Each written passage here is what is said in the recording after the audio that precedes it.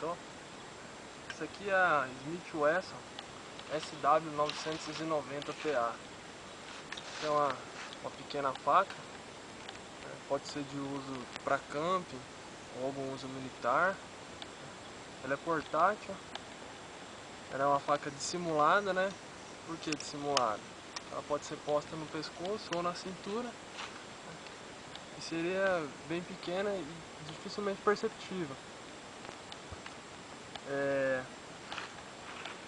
Você pode perceber que ela é monobloco, ou seja, a faca em si vai até o fim com essa proteção por cima, né, para a mão, com a guarda de mão por cima.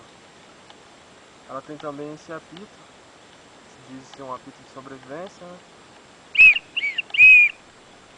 Certo? E é uma bela aquisição para quem gosta de fazer suas atividades num campo, um acampamento ou algo do tipo. Vale aqui deixar especificado também que o fabricante ele não manda ela com a fiação e você pode perceber, bom, não sei se o vídeo vai estar bem claro, mas eu já envio ela para você com a pequena fiação, né, feita por mim mesmo.